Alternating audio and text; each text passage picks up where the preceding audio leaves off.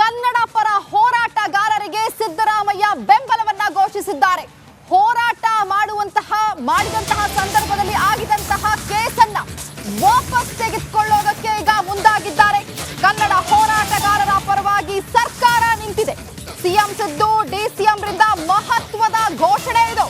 ಕನ್ನಡ ಹೋರಾಟಗಾರರ ಮೇಲಿನ ಎಲ್ಲಾ ಕೇಸ್ಗಳನ್ನ ವಾಪಸ್ ತೆಗೆದುಕೊಳ್ಳೋದಕ್ಕೆ ಈಗ ಸರ್ಕಾರ ಮುಂದಾಗಿದೆ. ಡಿಕೆಶಿಯರನ್ನ ಕರೆದು ಜಂಟಿಯಾಗಿ ಸಿಎಂ ಸಿದ್ದರಾಮಯ್ಯ ಈ ಘೋಷಣೆಯನ್ನ ಮಾಡಿದ್ದಾರೆ. ಗೃಹ ಸಚಿವರ ನೇತೃತ್ವದಲ್ಲಿ ಉಪ ಸಮಿತಿ ಮಾಡಿದ್ದೇವೆ. ಯಾವ ಹೋರಾಟಗಾರರ ಮೇಲೆ ಕೇಸ್ ಇದೆಯೋ ಅರ್ಜಿಯನ್ನ ಕೊಡಿ, ಅದನ್ನ ವಾಪಸ್ ತೆಗೆದುಕೊಳ್ತೀವಿ ಅಂತ ಹೇಳಿ ಭರವಸೆಯನ್ನ ಕೊಟ್ಟಿದ್ದಾರೆ. ಒಂದು ಕಡೆ ಹೋರಾಟ ಆದಂತಹ ಸಂದರ್ಭದಲ್ಲಿ ಕನ್ನಡ ಪರ ಹೋರಾಟಗಾರರಿಗೆ ಬೆಂಬಲ ಇಲ್ಲ ಅನ್ನುವಂತಹ ಆರೋಪವನ್ನ ಕನ್ನಡ ಪರ ಸಂಘಟನೆಗಳು ಮಾಡಿದ್ವು. ಈಗ ಸರ್ಕಾರ ಬೆಂಬಲಕ್ಕೆ ನಿಂತಿರುವಂತದ್ದು ನಿಜಕ್ಕೂ ಕೂಡ ಸಂತೋಷದ ಸಂಗತಿ. ಕನ್ನಡ ಪರ ಹೋರಾಟ ಮಾಡದಂತ ಎಲ್ಲ ಕನ್ನಡಿಗರ ಮೇಲೆ ಏನೇನು ಕೇಸ್ಗಳು ಹಾಕಿದ್ದಾರೆ ಆ ಎಲ್ಲ ಕೇಸ್ಗಳನ್ನು ಕೂಡ ವಾಪಸ್ ತಗೋತೀವಿ. ಇನ್ನೇನಾರ ಹೇಳ್ಬೇಕಾ? ಸೊ ನಮ್ಮ ಸರ್ಕಾರ ಒಂದು ಅರ್ಜಿ ಯಾರ್ಯಾರು ಕೇಸ್ಗಳಿದೆ ಕನ್ನಡ ಚಳವಳಿ ಮಾಡಿ ಅರ್ಜಿ ಕೊಟ್ರೆ ಆ ಕೇಸ್ಗಳನ್ನೆಲ್ಲ ವಾಪಸ್ ತಗೊಳ್ತಕ್ಕಂಥ ಕೆಲಸ ಮಾಡಿ ಕ್ಯಾಬಿನೆಟ್ ಸಬ್ ಕಮಿಟಿಗೆ ಹೋಗ್ಬೇಕು. ಅದು ಯಾಕಂದ್ರೆ ಒಂದು ಕ್ಯಾಬಿನೆಟ್ ಸಬ್ ಕಮಿಟಿ ಮಾಡಿದ್ದೀವಿ. ಗೃಹ ಇಲಾಖೆ ಸಚಿವರ ಅಧ್ಯಕ್ಷತೆಯಲ್ಲಿ ಒಂದು ಕ್ಯಾಬಿನೆಟ್ ಸಬ್ ಕಮಿಟಿ ಮಾಡಿದ್ದೀವಿ. ಅದ್ರ ಮುಂದೆ ಅರ್ಜಿ ಕೊಟ್ಟರೆ ಆ ಕೇಸ್ಗಳನ್ನೆಲ್ಲ ಕ್ಯಾಬಿನೆಟ್ನಲ್ಲಿ ಇಟ್ಟು ವಾಪಸ್ ತಗೊಳ್ಳಿಕ್ಕೆ ಅನುಕೂಲ ಆಗ್ತದೆ. ಕನ್ನಡ ಪರ ಹೋರಾಟ ಓಕೆ, ಈಗ ಕನ್ನಡ ಪರ ಮಹತ್ವದ ಘೋಷಣೆಯನ್ನ ಸಿಎಂ ಸಿದ್ದರಾಮಯ್ಯನವರು ಮಾಡಿದ್ರು. ಈಗ ಕನ್ನಡ ಪರ ಹೋರಾಟಗಾರರಾಗಿರುವಂತಹ ವಾಟಾಳ್ ನಾಗರಾಜ್ ಅವರು ದೂರವಾಣಿ ಸಂಪರ್ಕಕ್ಕೆ ಸಿಕ್ಕಿದ್ದಾರೆ. ವಾಟಾಳ್ ನಾಗರಾಜ್ ಸರ್, ನೀವು ಸಾಕಷ್ಟು ವರ್ಷಗಳಿಂದ ಹೋರಾಟವನ್ನ ಮಾಡ್ಕೊಂಡು ಬರ್ತಾ ಇದ್ದೀರಾ. ಈಗ ಸಿಎಂ ಘೋಷಣೆ ಮಾಡಿರುವಂತಹ ಈ ಒಂದು ಹೇಳಿಕೆ ಹೇಗೆ ಅನ್ನಿಸ್ತಾ ಇದೆ? ಹೇಗೂ ಅನ್ನಿಸ್ತಾ ಇಲ್ಲ, ಆರಾಮಾಗಿದ್ದೀನಿ ನಾನು. ಓಕೆ, ಅಲ್ಲ ಅವ್ರು ಕೊಟ್ಟಂತಹ ಈ ಮಹತ್ವದ ಘೋಷಣೆ ಏನು ಅನ್ನಿಸ್ತಾ ಇಲ್ಲ. ಯಾಕೆ ನಾವೇನು ಕೊಲೆ ಮಾಡಿಲ್ಲ, ಸುಲಿಗೆ ಮಾಡಿಲ್ಲ, ದರೋಡೆ ಮಾಡಿಲ್ಲ, ಲೂಟಿ ಮಾಡಿಲ್ಲ. ಈ ರಾಜ್ಯಕ್ಕೋಸ್ಕರ ಹೋರಾಟ ಮಾಡಿದ್ದೇವೆ. ಈ ರಾಜ್ಯದ ಅಭಿವೃದ್ಧಿಗೋಸ್ಕರ ನಿರಂತರ ಹೋರಾಟ ಮಾಡಿದ್ದೇವೆ. ಅದನ್ನ ತಗೊಳ್ಳೋದಕ್ಕೆ ಇವ್ರು ಅರ್ಜಿ ಕೊಟ್ರೆ ನಾವು ತಗೊಳ್ತೀವಿ. ನಾವು ಹೋಗಿ ಬರ್ಕೊಂಡು ಇವ್ರ ಹತ್ರ ಕೈ ಮುಕ್ಕೊಂಡು ನಿಂತ್ಕೋಬೇಕು ಅರ್ಜಿ ಕೊಟ್ಕೊಂಡು. ಬಟ್ ಈಗ ಸಾಕಷ್ಟು ಸಂಘಟನೆಗಳು ಆರೋಪ ಮಾಡ್ತಾ ಇದ್ರು ಅಲ್ವಾ, ಯಾಕಂತಂದ್ರೆ ನಮ್ಗೆ ಸಪೋರ್ಟ್ ಇಲ್ಲ, ಸರ್ಕಾರ ಬೆಂಬಲ ಕೊಡ್ತಾ ಇಲ್ಲ ಅನ್ನುವಂತಹ ಆರೋಪವನ್ನ ಕೂಡ ಮಾಡಿದ್ರು. ಏನುತ್ತಾ ಬೆಂಬಲ ಕೊಡ್ತಾ ಇಲ್ಲ ಅಂತ ಹೇಳಿ ಸರ್ಕಾರ? ನಾನು ಹೇಳೇ ಇಲ್ಲ ಯಾವತ್ತು. ಅಲ್ಲ, ಸಂಘಟನೆಗಳ ಕಡೆಯಿಂದ ಹೋರಾಟದ ಸಂದರ್ಭದಲ್ಲೂ ಕೂಡ ತಾವು ಕೇಳಿ.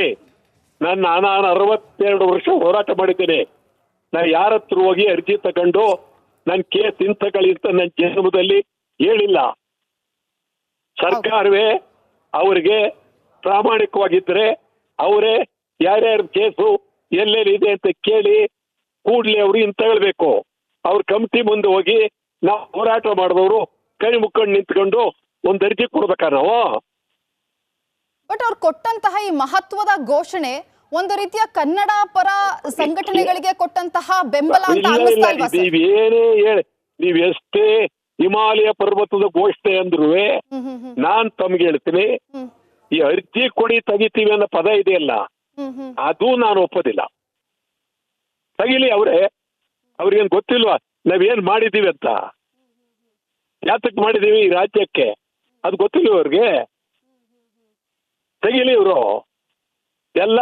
ಎಲ್ಲಾ ಪೊಲೀಸ್ ಸ್ಟೇಷನ್ಗಳು ಅವ್ರ ಕಂಪ್ನಿ SP ಗಳು ಅವರೆಲ್ಲ ಕರೆದು ಇಡೀ ರಾಜ್ಯದಲ್ಲಿ ಯಾರ್ಯಾರ ಕೇಸು ಬೆಳಗಾವಿಲಿ ಎಷ್ಟಿದೆ, ಬೆಂಗಳೂರಲ್ಲಿ ಎಷ್ಟಿದೆ, ಕೋಲಾರದಲ್ಲಿ ಎಷ್ಟಿದೆ, ರಾಜ್ಯದಲ್ಲಿ ಎಷ್ಟಿದೆ, ಈ ಕನ್ನಡ ಚಳವಳಿಗಾರರು ಎಲ್ಲರೂ, ಎಲ್ಲಾ ಟೀಮ್ನವರು, ಎಲ್ಲಾ ಸಂಘಟನೆಯವರು, ಪ್ರತಿಯೊಬ್ಬರು, ಈ ರಕ್ಷಣಾ ವೇದಿಕೆ ಇರ್ಬೋದು, ಇನ್ನೊಂದು ಸೇನೆ ಇರ್ಬೋದು, ಇನ್ನೊಂದಿರ್ಬೋದು, ಯಾರೇ ಇರ್ಲಿ ಎಲ್ಲರದು ಎಷ್ಟು ಕೇಸ್ ಇದೆ ಅಂತ ತರ್ಸೋದಕ್ಕೆ ಅವ್ರ ಕೈಲಿ ಶಕ್ತಿ ಇದೆ, ರಾಜ್ಯದಲ್ಲಿ ಅಧಿಕಾರ ಇದೆ.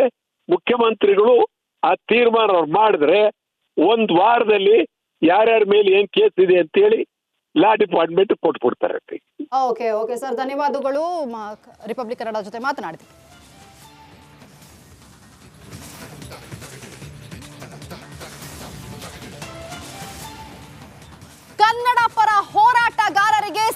ಸಿದ್ದರಾಮಯ್ಯ ಬೆಂಬಲವನ್ನ ಘೋಷಿಸಿದ್ದಾರೆ. ಹೋರಾಟ ಮಾಡಿದಂತಹ ಸಂದರ್ಭದಲ್ಲಿ ಆಗಿದಂತಹ ಕೇಸನ್ನ ವಾಪಸ್ ತೆಗೆದುಕೊಳ್ಳೋದಕ್ಕೆ ಈಗ ಮುಂದಾಗಿದ್ದಾರೆ. ಕನ್ನಡ ಹೋರಾಟಗಾರರ ಪರವಾಗಿ ಸರ್ಕಾರ ನಿಂತಿದೆ.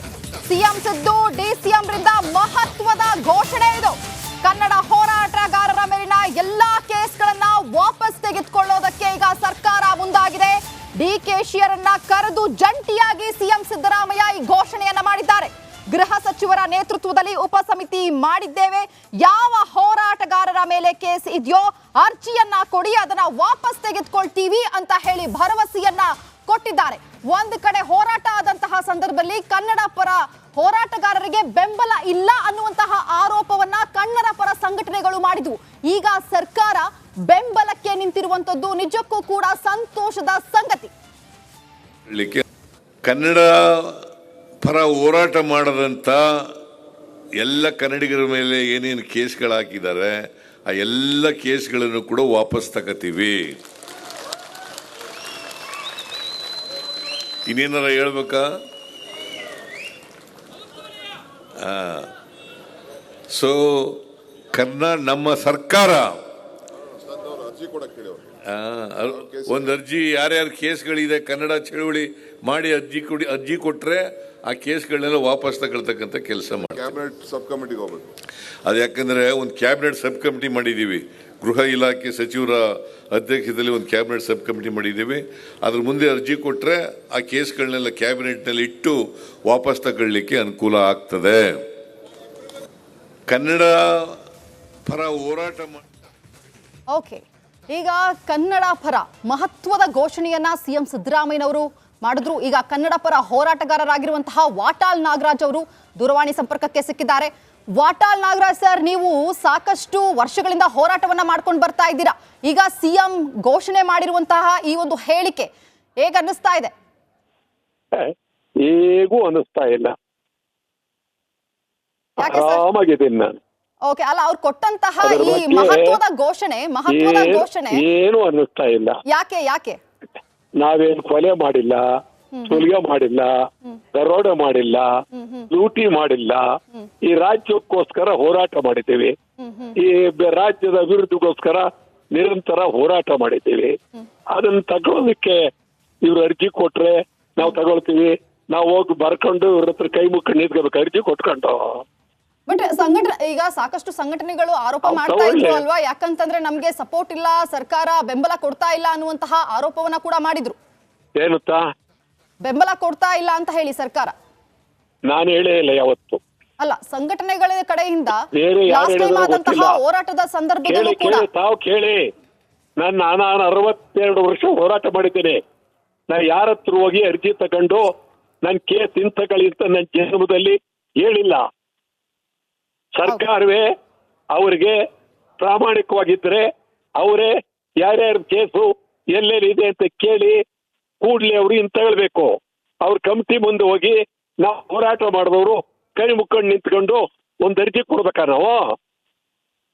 ಬಟ್ ಅವ್ರು ಕೊಟ್ಟಂತಹ ಈ ಮಹತ್ವದ ಘೋಷಣೆ ಒಂದು ರೀತಿಯ ಕನ್ನಡ ಪರ ಸಂಘಟನೆಗಳಿಗೆ ಕೊಟ್ಟಂತಹ ಬೆಂಬಲ ಅಂತ ಅನ್ನಿಸ್ತಾ ಇಲ್ವಾ? ನೀವೇನೇ ಹೇಳಿ, ನೀವ್ ಎಷ್ಟೇ ಹಿಮಾಲಯ ಪರ್ವತದ ಘೋಷಣೆ ಅಂದ್ರೂ ನಾನ್ ತಮ್ಗೆ ಹೇಳ್ತೀನಿ, ಈ ಅರ್ಜಿ ಕೊಡಿ ತೆಗಿತೀವಿ ಅನ್ನೋ ಪದ ಇದೆಯಲ್ಲ, ಅದು ನಾನು ಒಪ್ಪೋದಿಲ್ಲ.